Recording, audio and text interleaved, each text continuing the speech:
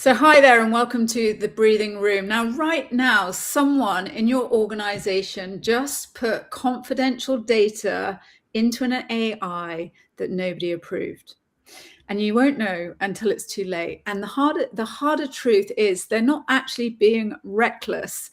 They're just trying to do a better job.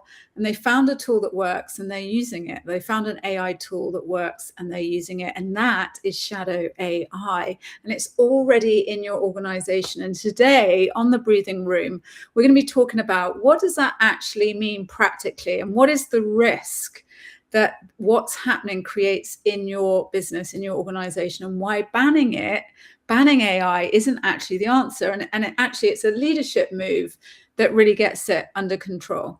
So Shadow AI, my name is Laura Chattington. I partner with organizations to embed AI into their work streams so that they can save time, get more value, and fully leverage AI to scale. And I'm here with Tara Lee, who has over 20 years experience across health, social care, and the third sector, and a background in commissioning of over £500 million of services, and a focus on driving transformational change with tangible, practical outcomes. So this is me and Tara Lee, and we're going to be talking today about Shadow AI. And you may or may not have heard of this term. It's definitely a term that's been around for a while, but I was questioning people, Tara Lee, about have you heard of it, right? But actually, I think a lot of people won't have, Laura. Yeah, that's what I was thinking. And it's kind of like a geeky term, isn't it? So Shadow AI. What is it? Tell us. Is like basically means that your employees are using AI tools without that policy in place, without the leadership approval. And they're often doing it without actually realizing what they're doing, right? And the thing about the risk, and it is a big risk, is that the output will directly touch like data. They might be, it might be client stuff, it might be governance obligations, that's legal stuff all tied into that. And a team member would like paste a board report into ChatGPT to like summarize it faster, quite innocently, like summarize this board report for me, chat. Or they might be putting in a bid or a proposal into an AI writing tool, something like that, or sensitive data. Or it's a manager using an AI tool to draft a response to a complaint, including like names and case details, and you don't know what you don't know, and you don't think about it, and none of it's malicious, right? But it wakes me up at night, Tara Lee. We do like to understand risk, Laura, and I think this is one that we do know that without some of those guardrails that we've talked about in some of our previous episodes, but like having the clear policy in place and like being really clear from your organizational leadership perspective about where AI sits in terms of your overall organizational rhythm, without those things in place, that this it can and is happening on a day-to-day basis in most organizations. And then people aren't being reckless, they're being resourceful, right? Absolutely. They're finding ways to be more productive, save them time, and actually do things better, which we would encourage 1,000,000,000%, but obviously within a secure environment. And many times the reason that Shadow AI exists, or sort of like this unauthorized use of Shadow AI, is because the leadership team doesn't have I'm not going to say it doesn't have a policy, because literally everybody's got an AI policy, right? But it's like tucked down under the desk of the CTO or somebody. No one's ever read it. No one wants to read it. No one's talked about the practice of it and the application of it. So really, it's a people communication thing, right? Absolutely. And organizations really do need to move fast in this space, don't they? They do need to ensure that it is practical, visible. We understand as an organization how we're applying AI, in what context, with what tools. It's really important. And there are times when it's not appropriate necessarily to be using AI, generic AI tools in some spaces. We need some more specialist tools, as an example, in different contexts. So really important that organizations get on the front foot of this and start setting out that stall really early on. Yeah, and I think just to wind up the fear factor, because I always like to do that, but the real tangible fear factor, what does it actually practically mean, and should you really care? And I know we're saying you should, but what does it actually mean? Now, number one is that there's data risk, right? There is confidential data being put into an AI environment that you don't have control of, and it's not secure. And depending on how confidential that data is, it could be like medical data, it could be employee financial data, it could be all sorts of data that is innocently put within an AI environment, and therefore the risk is really, really high, from a legal risk, from a kind of people risk, from lots of different ways. And there is huge amounts of backlash, I'd say, is maybe the general word, that is backlash, potential, risk, legal risk, that I think teams and businesses and organizations need to be really clear on why this is so important. There is IP risk, so IP, like value of what you do and how you do it, is going in there. GDPR and regulatory risk as well. There's a whole GDPR, and you'll know more than me, Torali. And there is massive GDPR issues as well if that data isn't being put in the right environments, as it would with any data, right? So we're not talking AI, it's like, how do you secure it in an AI environment? And then reputational risk, because if people hear about your organization putting data where they shouldn't, then there's reputational risk. So that could, that impact could be in terms of deals and clients and attracting people. So it's not a kind of like a cool word in AI. It is something that has real business risk, right?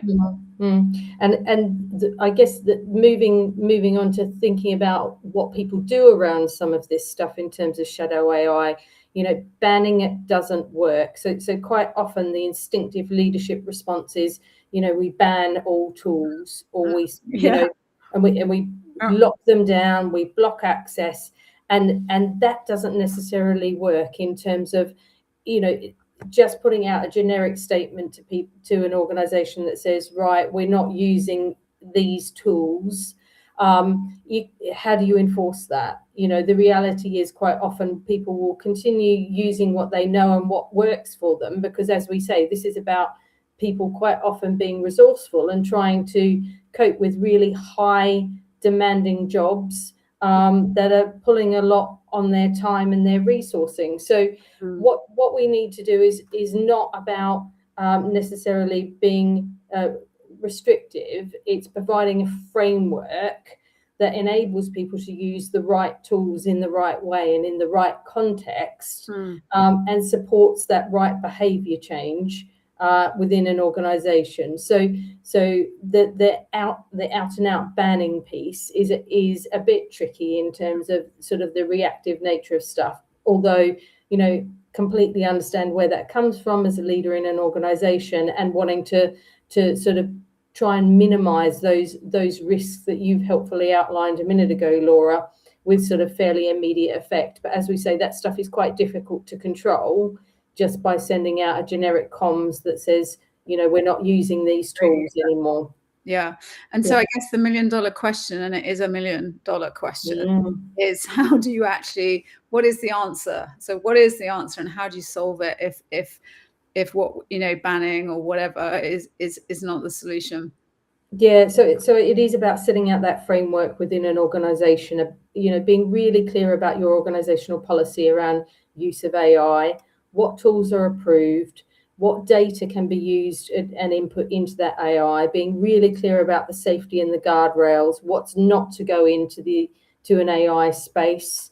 That we just need that very simple, practical framework for our staff to follow, and that they can actually use. So big documents that are, have all of this really detailed information in them. Lots of people don't have the time and space to wade through that stuff. I mean, that's a thing that might end up in your AI for a summary, to be perfectly honest. So Definitely what will end up in your AI, ironically. Yeah. so just a very clear, Just realistic. simple Yeah. policy. It's Yeah. like I always think, when I hear the word policy, my inner child is like, oh God, not another policy. And I think everybody has a similar emotional response to it. However, there are times when the information in the policy is really, really critical. So it's like, here is the policy, but actually you need the kind of leadership, and you need the people, like practical implementation of what does that mean day to day. Because I think once people understand the risk of putting data insecure into AIs, they probably wouldn't do it, right? And the policy's got to be grounded in reality for an organization, doesn't it? So that we need to be really clear about why and what tools we're using, in what context, for what workflows, for what purpose, so that people, our staff that are madly trying to keep their heads above water in their day-to-day management of all of these different bits of work, don't go out and try and find their own tools. So the right tools generally are already there. They're already integrated and they're already safe to use, but we just need to be really clear with people about what they are, when they get used, and for what information and for what purpose. So that's really important. And as we say, the adoption framework that we wrap around this, so that we've got consistent AI used in a consistent way across a daily, weekly organizational rhythm. So we haven't got people off experimenting in a really fragmented way that's not joined up and not aligned to an overall organizational position on how we use AI. We need to build that shared approach that builds the capability across our workforce and also protects the organization at the same time. So it's when our leadership teams really do lead from the front, as we've said in previous episodes, take control, make sure that shadow AI, it doesn't become a dirty word. We actually proactively talk about how and why we use AI, in what context and for what purpose. That's when we can see the real value in an organization, and where we can minimize some of those really critical potential risks that might be there right now for organizations that haven't thought about this just yet. Yeah, 100%. So if you are watching this and you want to de-risk, and I think de-risk is, and the risk is huge, millions and millions and millions of pounds worth of risk, I'm sure. But if you want to address this and you need help doing that, then, drop us a message in the comments below, or directly connect with us, and we will help walk you through this process. And actually, that there is so much value that comes out of it, because people are engaged with the way that they work and sort of integrating that into workflows. So all good. Hopefully we haven't scared to anybody, and just to take away that shadow AI, and people use it. People are using AI whether you have done this or not. So it's not a case of if, it's a case of when. And so look forward to connecting with you, and we'll catch up with you next week.